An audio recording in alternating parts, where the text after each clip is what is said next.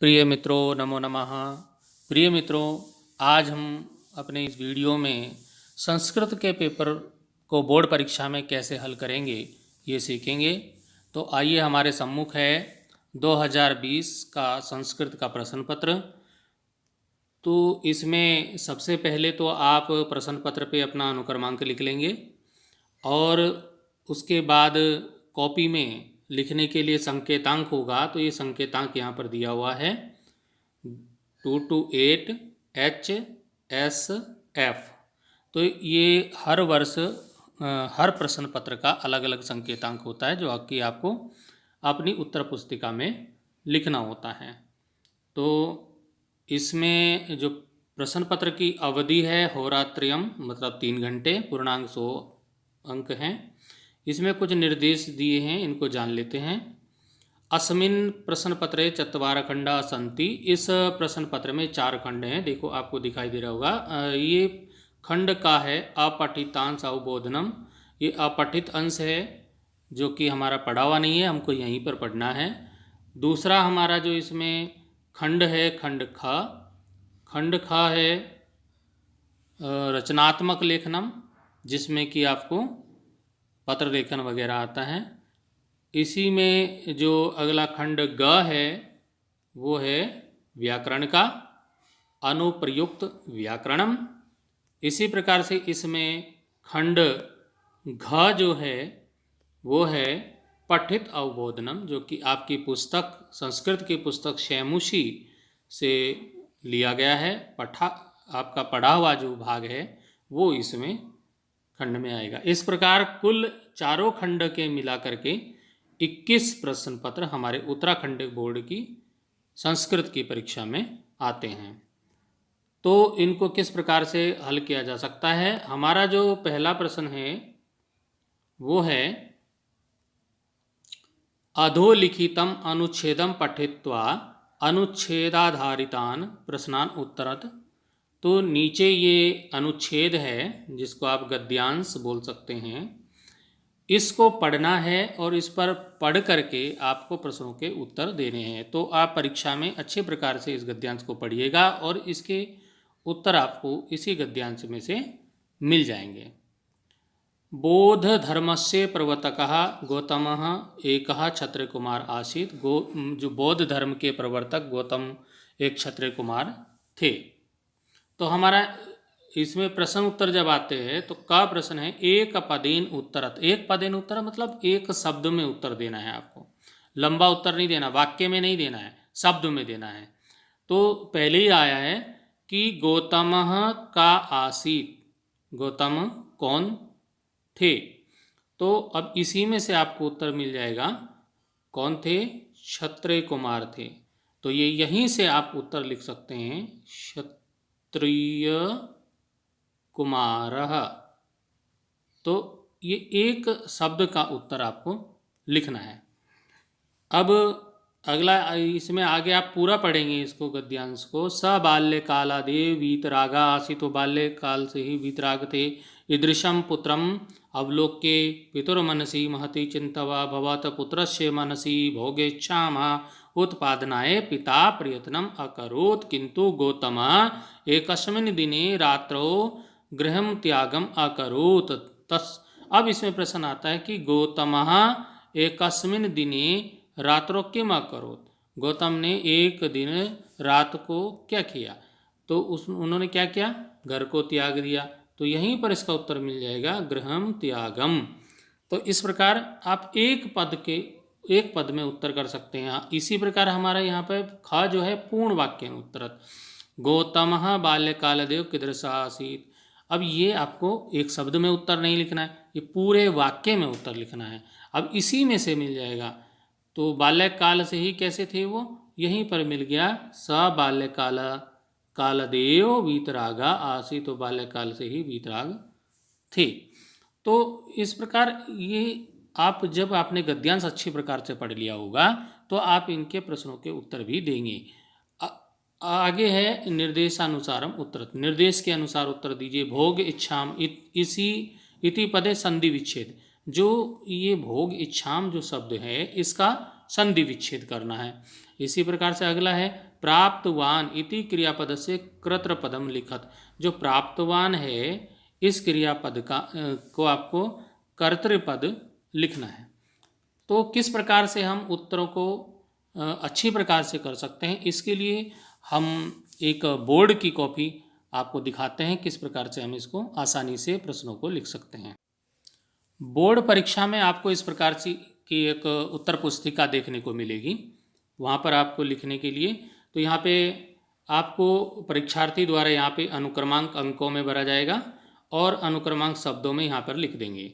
उसके बाद विषय, जैसे आपके संस्कृत विषय है तो आप यहाँ पे संस्कृत लिख देंगे और संकेतांक जो 2 to 8 करके वहाँ पे था ब्रैकेट में, वो संकेतांक जो भी प्रश्न पत्र पर होगा वो आप यहाँ पे लिखेंगे। उसके बाद परीक्षा का दिन, परीक्षा की तिथि लिखेंगे। उसके बाद कक्ष निरीक्षक महोदय, इस पे केंद्र संख्या, परीक्षा कक्ष संख्या, अपना नाम और हस्ताक्षर कर देंगे। उसके बाद जब आप परीक्षा में पेज पर लिखना शुरू करेंगे तो आपको सबसे पहले तो आपको खंड लिखना पड़ेगा, कौन से खंड का आप कार्य कर रहे हैं। जैसे खंड क। अब प्रश्न का उत्तर लिखना शुरू करेंगे तो प्रश्न का उत्तर लिखते समय प्रश्न संख्या 1 का और का में भी कौन सा पहला का उत्तर। तो इस प्रकार से आप प्रश्न संख्या, उसका खंड और खंड में भी कोई भाग है तो उसको उत्तर पे जरूर लिखिएगा। तो जैसे कि हमने बताया था, पहला उत्तर हो गया क्षत्रिय कुमार। उसके बाद प्रश्न संख्या 1 का ही क और उसका सेकंड गृहत्यागम। इसी प्रकार से ख का ये उत्तर हो गया गौतम बाल्यकालदेव वीतरागा आसीत। इसी प्रकार से प्रश्न संख्या 1 ग का खंड फर्स्ट जो है इसका का उत्तर। तो देखो ये जिसकी भी ये कॉपी है उसने कितने अच्छे प्रकार से, बहुत ही अच्छे ढंग से ये लिखा है। उसने प्रश्न संख्या लिखा है, 1 लिखा है, ग लिखा है उसका खंड और फिर उस ग का भी फर्स्ट का उत्तर। तो इसी प्रकार से आपको भी लिखना है जिससे कि ये क्लियर हो जाए कि आप किस प्रश्न का उत्तर देना चाह रहे हैं। अब ये हमारा भोग इच्छामह, भोग प्लस इच्छामह, धन का निशान लगा के संधि विच्छेद हो गया। और कौन सी संधि है तो ये लिखने की आवश्यकता नहीं है कौन सी संधि है, लेकिन संधि विच्छेद आपको करना आवश्यक है। तो प्रश्न संख्या 1 का ग का अभी सेकंड सिद्धिम, जो उसमें कर्तृपद है वो है सिद्धिम, कर्ता इसका गौतम है। तो इस प्रकार अब हम प्रश्न संख्या 2 पर चलेंगे। प्रश्न संख्या 2 भी हमारे पास क्या है, एक गद्यांश है। चलिए प्रश्न पत्र में देख लेते हैं। हमारा प्रश्न संख्या 2 है अधोलिखितम अनुच्छेदम पठित्वा अनुच्छेदधारितान प्रश्नान उत्तरत लिखत। अब ये नीचे एक गद्यांश दिया है। श्री जवाहरलाल महापुरुषः आसीत्, श्री जवाहरलाल महापुरुष थे। स देशभक्ता नायकश्च आसीत्, वह देशभक्त और नायक थे। स उच्च शिक्षाय आंग्ल देशम आगच्छत, उन्होंने उस शिक्षा आंग्ल देश में उस शिक्षा के लिए आंग्ल देश गए। तत्र सा विधि शास्त्रम अपठत, वहाँ पर उन्होंने विधि शास्त्र की पढ़ाई की। तो इस प्रकार ये आपको गद्यांश पूरा का पूरा पढ़ लेना है और उसके बाद इसमें दिए गए प्रश्नों के उत्तर लिखने हैं। जैसे कि इसमें पहले पिछले वाले गद्यांश में था, इसी प्रकार से इसमें भी है। एक पदेन उत्तर, एक शब्द में उत्तर देना है। का देशभक्त नायक, कौन था देशभक्त और नायक, तो जवाहरलाल नेहरू। तो आप यहाँ पे जवाहरलाल नेहरू लिख सकते हैं। तो इस प्रकार से ये पूर्ण वाक्य उत्तर हो गए, यथा निर्देशम हो गए। तो ये आप गद्यांश को पढ़िएगा, उसमें से आपको पूरे उत्तर मिल जाएंगे। और इसमें घ है जो गद्यांश का उपयुक्त शीर्षक भी लिखना है, इसका नामकरण भी करना है। इसका टाइटल क्या होगा, तो श्री जवाहरलाल महोदय, जवाहरलाल नेहरू के बारे में लिखा है तो उन्हीं के नाम पर इसका नाम हो जाएगा। तो किस प्रकार से आप कॉपी में कर सकते हैं। अब यहाँ पे आप लिखेंगे कॉपी में प्रश्न संख्या 2। अब प्रश्न संख्या 2 में क का सेकंड या फर्स्ट जो भी है आप नंबर डालेंगे। यहाँ पे फर्स्ट है तो श्री जवाहरलाल नेहरू, ये पहले का उत्तर। उसके बाद ये यश शरीरेण। उसके बाद प्रश्न संख्या 2 में ख का पहला श्री जवाहरलाल नेहरू आंग्ल देशे विधि शास्त्रम अपठत। अब ये क्या हो गया, ये पूरे वाक्य में उत्तर हो गया। अब इसी प्रकार से आप इसका 2 का खा कर सकते हैं, ये भी पूरे वाक्य में उत्तर हो गया। आइए अब हम चलते हैं खंड ख में। खंड ख रचनात्मक लेखनम। इसमें एक पत्र लिखने को आता है प्रश्न संख्या 3 में। पत्र लिखा होता है, आपको क्या करना है, उसमें खाली स्थानों में कुछ शब्द भरने हैं और शब्द भी वहाँ पर दिए रहते हैं। तो यहाँ पर ये हमारा पत्र भरने के लिए है और इसमें कुछ शब्द दिए हैं नीचे, यहाँ पर ये मंजूषा दिया गया है, ये शब्द हम दिए गए हैं, इन शब्दों से पत्र की पूर्ति करनी है। तो इन शब्दों से आप पत्र की पूर्ति करेंगे। तो किस प्रकार से करेंगे देखेंगे। सबसे पहले तो आप लिख लेंगे खंड ख। अब उसमें प्रश्न संख्या 3 का उत्तर। तो आप जो भी आपको भरना है उसको आप काले पेन से, गाढ़े काले पेन से आप उसको भर देंगे। तो अशोक छात्रावास हो गया, तो ये भरने का क्या हो गया, देहरादून नगरम। तो यहाँ पर ये भर दिया गया है। तो एक स्थान यहाँ पे नंबर लिखा होगा, कौन सा नंबर आपने भरा है। उसके बाद परम पूज्य पितृ महाभागा, इसमें आ गया सादरम अभिवादनम, ये यहाँ पे भर दिया है। तो काले पेन से जो भी खाली स्थान होंगे उनको आप भर देंगे। जैसे ये कौशलीन, उसके बाद अध्ययनम, संस्कृत संभाषण शिविरम। तो ये इस प्रकार से आप खाली स्थानों को भर देंगे। तो आप पत्र की पूर्ति उन्हीं शब्दों से करेंगे जो शब्द उसमें प्रश्न पत्र में आपको दिए होंगे। अब हम चलते हैं प्रश्न 4 पर। प्रश्न संख्या 4 क्या कहता है, मंजूषात शब्द चयनम कृत्वा निम्नांकितम संवादम पूरयित्वा लिखत। मंजूषा में ये जो शब्द दिए गए हैं, इन शब्दों से आप इस संवाद को पूरा करना है। ये शब्द आपको भरने हैं। जैसे यहाँ पे दिया है सुलक्षणा सखी ग्रीष्म अवकाशे त्वम कुत्र। अब इसमें से भरना है। जैसे इसमें आ गया गमिष्यसि, कि ग्रीष्म अवकाश में तुम कहाँ गई थी, सखी तुम कहाँ गई थी। तो यहाँ पर ये भर जाएगा और काले पेन से आपको भरना है। मनीषा बोल रही है, सखी ग्रीष्म अवकाशे अहम गमिष्यामि, ग्रीष्म अवकाश में मैं गई थी। कहाँ गई थी, जयपुर नगरम हो सकता है, कहाँ गई थी जगह का नाम। सुलक्षणा बोलती है, जयपुर तो नगरम अस्ति, कैसा नगर है, ऐतिहासिक नगरम अस्ति, तो ऐतिहासिक भर सकते हैं यहाँ पर। मनीषा बोलती है, आम तोमपि सहचल, आम तोमपि। अब इसमें रोचते या मया, इसमें से कौन सा आएगा। सुलक्षणा मह्यम ग्रहणम अवश्य चलिष्यामि। तो इस प्रकार से आप इन्हीं शब्दों से, जो शब्द दिए हैं उनसे आप इसको पूर्ति करेंगे। इसी प्रकार प्रश्न संख्या 5 में चलते हैं। प्रश्न संख्या 5 कहता है वृक्षा, ये वृक्षों के बारे में। वृक्षा अस्माकं मित्राणि, वृक्ष हमारे मित्र हैं। इति विषयम अधृत्य मंजूषा शब्दान चित्वा पंचवाक्यानि लिखत। तो वृक्ष हमारे मित्र हैं, इस विषय पर 5 वाक्य आपको लिखने हैं और उसमें ये जो मंजूषा में जो शब्द दिए हैं इन शब्दों को आप प्रयोग कर सकते हैं, उसमें वाक्यों में ले सकते हैं। तो अब ये 5 वाक्य 2 नंबर का एक वाक्य होता है और 5 वाक्य आपके 10 अंक के होते हैं। केवल 5 वाक्य, आप छोटे छोटे वाक्य बनाइएगा और 5 वाक्य आप संस्कृत में लिखेंगे तो आपको 10 अंक प्राप्त होंगे। देखिए प्रश्न संख्या 5 किस प्रकार से आप वाक्य बना सकते हैं।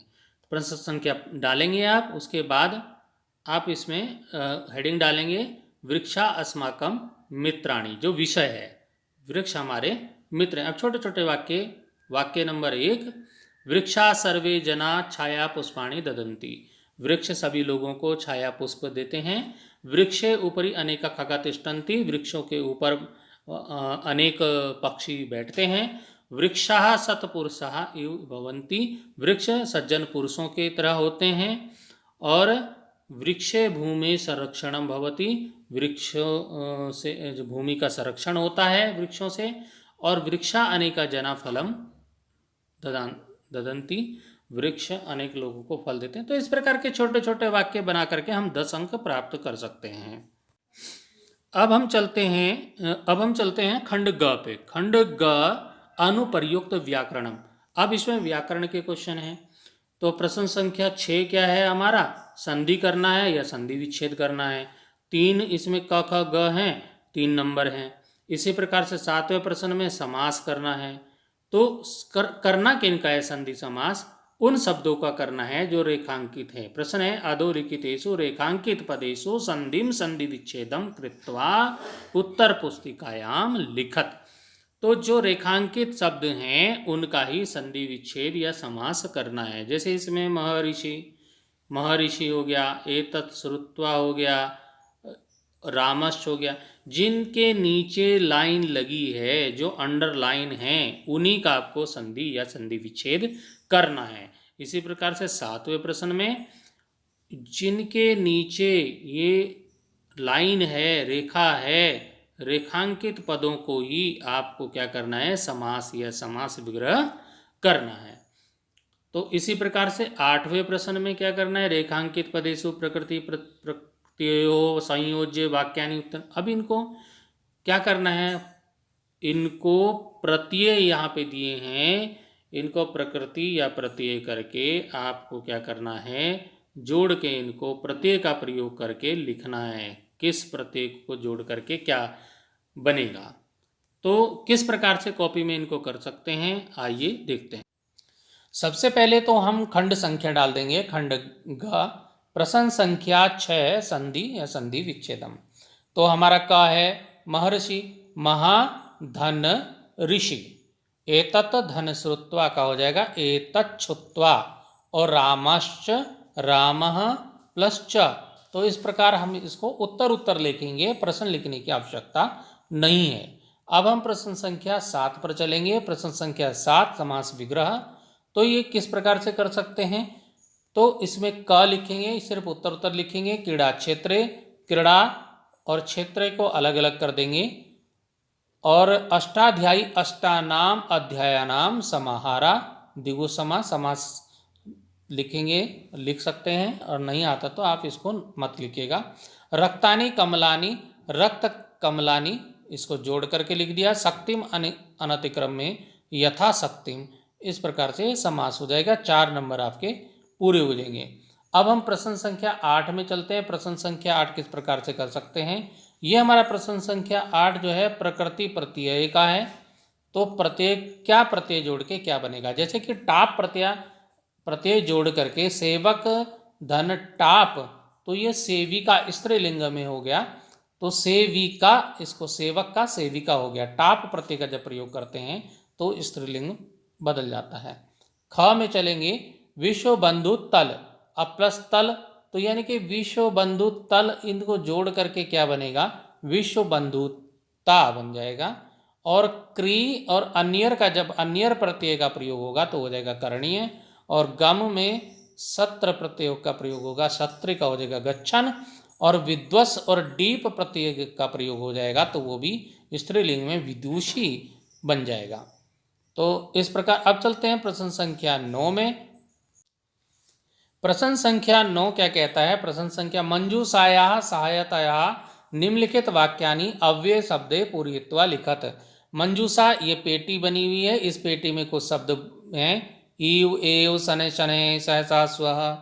तो इन शब्दों को हमने ये खाली स्थानों में, जो अव्यय शब्द हैं, इन खाली स्थानों में हमने भरना है। और इन खाली स्थानों को काले पेन से भर करके हम उत्तर लिख सकते हैं।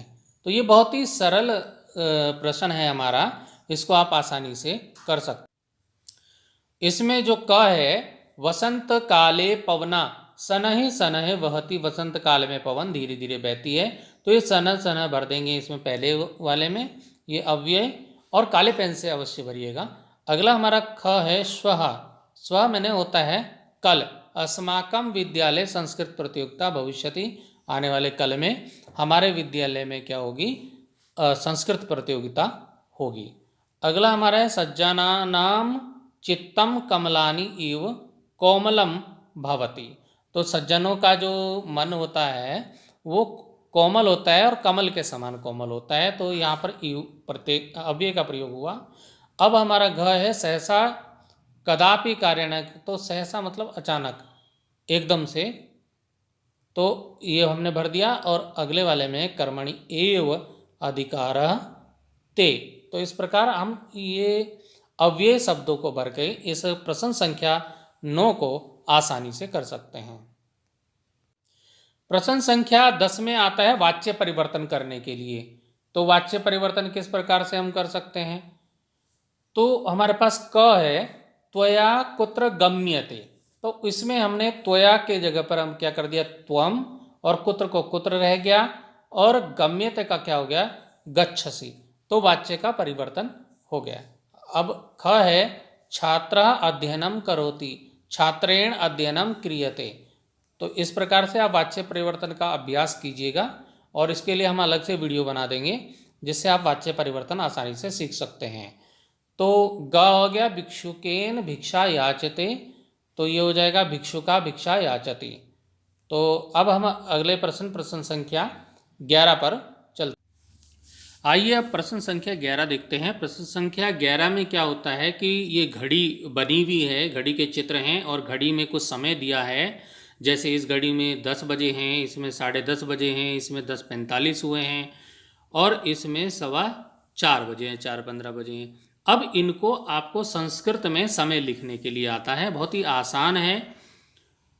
अब यहाँ पर ये प्रातः 10 बजे हैं, तो यहाँ पर जो खाली स्थान है ये आप उत्तर पुस्तिका में आप क्या लिख देंगे, 10 को 10 लिख देंगे, और इसको बजे को हम लिखते हैं वादनम या वादने, 10 वादनम या वादने। तो इस प्रकार हम इन सब घड़ियों का समय लिख करके इसमें इस प्रश्न में 4 अंक प्राप्त कर सकते हैं। और खाली स्थानों को काले पेन से भरिएगा। अब इसमें ये घटिका वाला प्रश्न संख्या 11 है, तो का में क्या आ गया, 10 वादने, 10 बजे, वादने या वादनम आप लिख सकते हैं। उसी प्रकार से जब 10:30 बजेंगे तो 10:30 वादने, सार्ध होता है 12:30। उसी प्रकार अब जब 11:45 बजेंगे तो पौने के लिए लिखते हैं पादोन, और 12 वादने, पादोन 12 वादने हम यहाँ पर भर सकते हैं। उसी प्रकार से चौथी जो घड़ी है उसमें हमारे 4:15 बजे थे, तो सवा को लिए लिखते हैं सपाद, और चतुर्वादने, सपाद चतुर्वादने मतलब 4:15 बजे। चलते हैं प्रश्न संख्या 12 पर। प्रश्न संख्या 12 में है, अधोलिखित वाक्यो अंकानाम स्थाने संख्यावाचक विशेषण रिक्त स्थान पूर्तिम संस्कृतम कृत्वा लिखत। नीचे जो वाक्य दिए गए हैं 2 वाक्य 2 नंबर के हैं। अब इसमें कुछ संख्याएं लिखी हैं, उनको संस्कृत में लिखना है। जैसे कि इसमें 18 लिखा है, तो यहाँ पर इस जगह पर हमें 18 को संस्कृत में क्या बोलते हैं वो आपको लिखना है। जैसे हम 18 को बोलते हैं अष्टादश, तो अष्टादश यहाँ पर आप इस जगह पर भरेंगे। उसी प्रकार से जैसे कि यहाँ पर लिखा है ग्रामस्य प्राथमिक पाठशाला 97 यहाँ पे लिखा है, तो आप यहाँ इस खाली जगह में 97 को भर देंगे कि उसको संस्कृत में क्या लिखते हैं। तो 7 को बोलते हैं सप्त, और जो 90 हुआ इसको बोलते हैं नवति। तो इसको जोड़ करके हम लिख देंगे सप्त नवति। तो इस प्रकार आप 2 अंक आसानी से प्राप्त कर सकते हैं। अब हम चलते हैं प्रश्न संख्या 13 पर। प्रश्न संख्या 13 में जो ये वाक्य दिए गए हैं, तो वाक्येषु रेखांकित पदानि शुद्धानि कृत्वा पूर्ण वाक्यन उत्तर पुस्तिकायां लिखत। तो इसमें जो वाक्य हैं और वाक्य में कुछ शब्द अशुद्ध लिखे हैं, उन शब्दों को शुद्ध करके आप लिख सकते हैं। जैसे ये इसमें अंडरलाइन किया गया है, रेखांकित किया गया है, इन शब्दों को आपको शुद्ध करके लिखना है। इनके स्थान पर शुद्ध शब्द लिखना है, बाकी वाक्य पूरा का पूरा सही है, सिर्फ इस शब्द को सही करना है। तो इसको आप किस प्रकार से कर सकते हैं, तो ये है हमारा प्रश्न संख्या 13। तो प्रश्न संख्या 13 अशुद्धि संशोधनम। अब ये अयम के स्थान पर क्या लिख दिया यहाँ पे, इयम। तो ये वाक्य पूरा शुद्ध हो गया। देखो, मम कक्षायाम अयम बालिका गीतम गास्यति की जगह पे क्या हो गया, मम कक्षायाम। ये तो यही रहा, इतना सेम है। उसके बाद अयम की जगह पर हमने क्या लिख दिया, इयम लिखा, और बालिका गीतम गास्यति, वो पूरा वाक्य वही रहेगा, सिर्फ उस शब्द को आपको परिवर्तन करना है, उसको शुद्ध लिखना है। जैसे कि यहाँ पर गच्छति का गच्छन्ति हो गया, ते बहुवचन है, तो यहाँ पे गच्छति की जगह गच्छन्ति हो गया। ये आपको व्याकरण की दृष्टि से सही करना है। तो इसी प्रकार से गमिष्यामि की जगह गच्छामि और एकः के स्थान पर हमारा एकम का प्रयोग हुआ और तो वाक्य शुद्ध हो गया। अब आ गया हमारा खंड घ। खंड घ जो है पठित अवबोधनम है, जो कि पढ़ा हुआ है हमारा, और ये आपकी एक संस्कृत की जो पुस्तक है स्यमुषी, उससे ये अब आपका पठित वाला अंश आ गया। तो स्यमुषी पुस्तक से ये एक कोई गद्यांश यहाँ पर दिया है जो आपका पढ़ा होगा, आप पुस्तक में आपने पढ़ा होगा। अधोलिखितम गद्यांशम पठित्वा तत् आधारितान प्रश्नान उत्तरत। नीचे जो गद्यांश है उसको पढ़ना है और उस पर आधारित प्रश्नों के उत्तर देना है। तो ये आप परीक्षा में इसको भली भांति पढ़ लीजिएगा और तभी आप इनके प्रश्नों के उत्तर सही कर सकते हैं। तो इसमें एक पाठ है जननी तुल्य वत्सला, आपकी पुस्तक में ये पाठ का नाम यहाँ पर दिया है जननी तुल्य वत्सला। तो उस पाठ से ये गद्यांश यहाँ पर दिया गया है। तो इसमें भी आप जो पहला प्रश्न है एक पदेन उत्तरत, तो ये एक पदेन मतलब एक शब्द में उत्तर देना है। उसके बाद पूर्ण वाक्यन उत्तरत, पूरे वाक्यों में उत्तर देना है। ये सब आपको इसी में से मिल जाएगा। उसके बाद यथा निर्देशम उत्तरत, जैसे निर्देश है वैसे उत्तर देना। जैसे संतिति जो है इसका संधि विच्छेद करना है, श्रुत्वा है इसका प्रकृति प्रत्यय विभाजन करना है। तो इसको आप आसानी से कर सकते हैं गद्यांश को पढ़ करके। अब प्रश्न संख्या 15 की ओर चलेंगे। प्रश्न संख्या 15 है अधोलिखितम श्लोकम पठित्वा प्रश्नान उत्तरत। नीचे एक श्लोक दिया गया है, ये भी आपका स्यमुषी पुस्तक से है।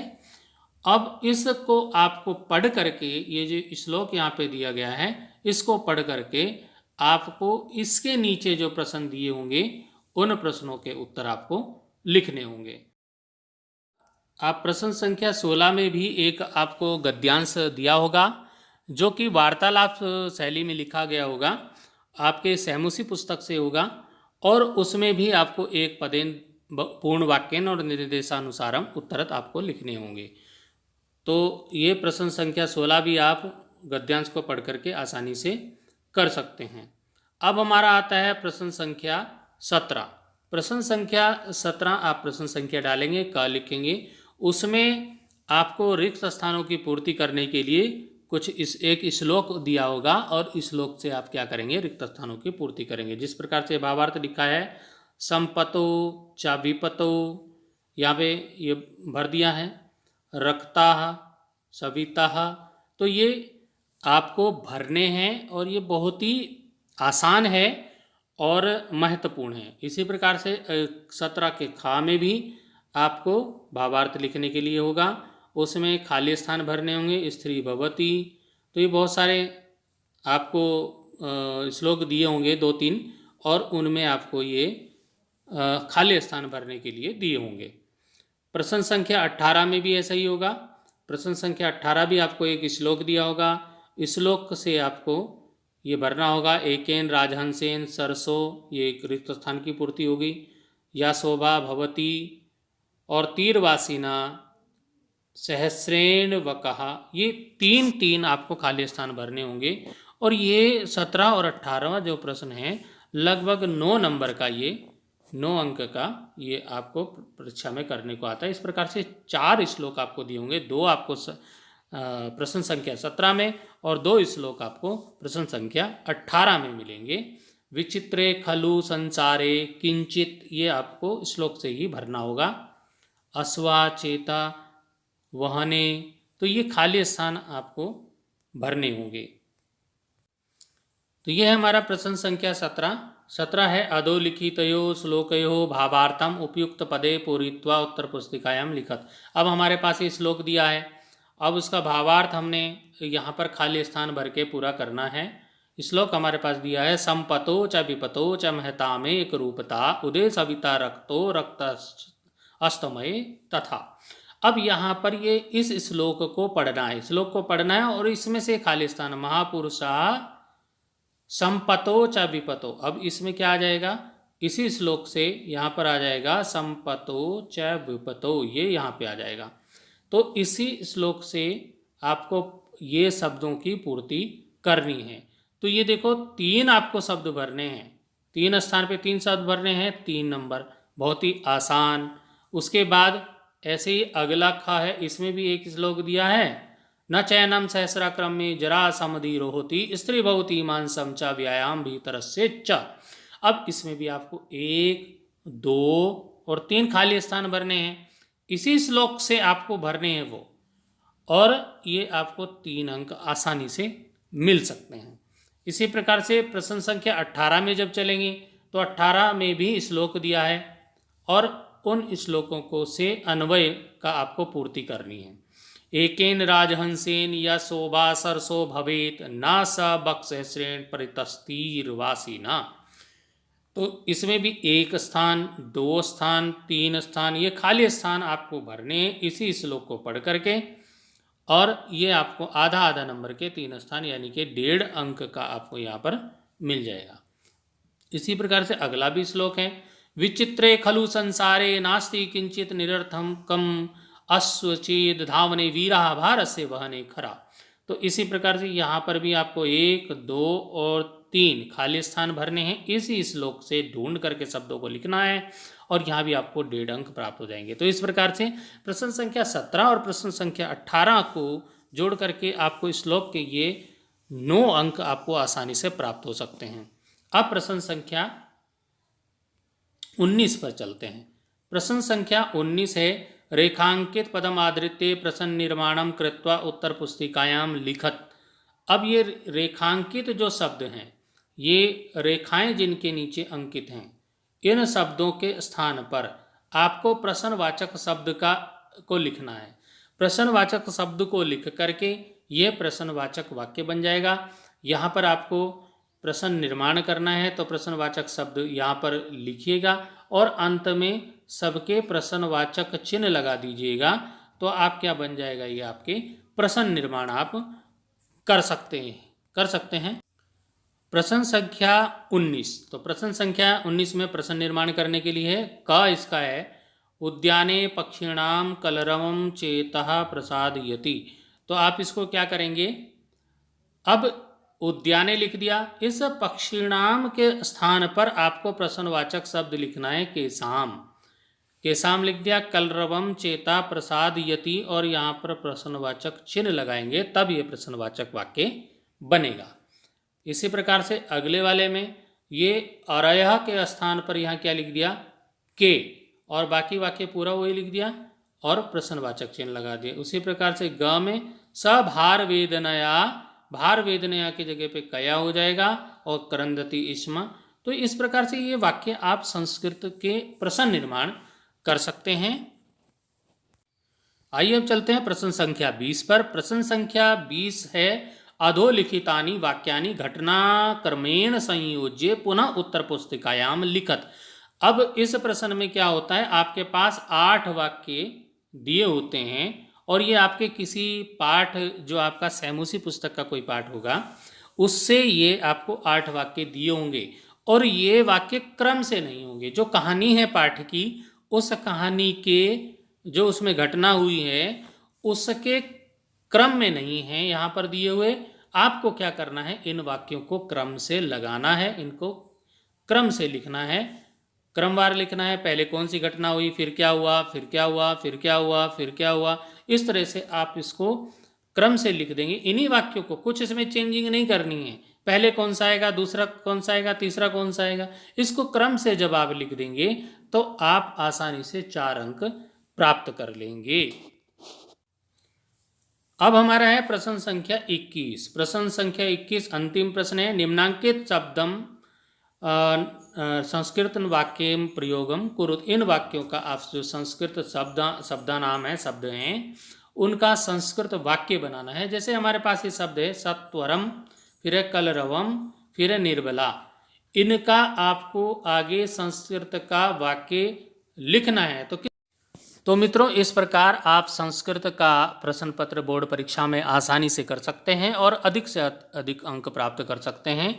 वीडियो को पूरा अवश्य देखिएगा और अच्छा लगे तो दोस्तों में शेयर कीजिएगा, लाइक अवश्य कीजिएगा। धन्यवाद।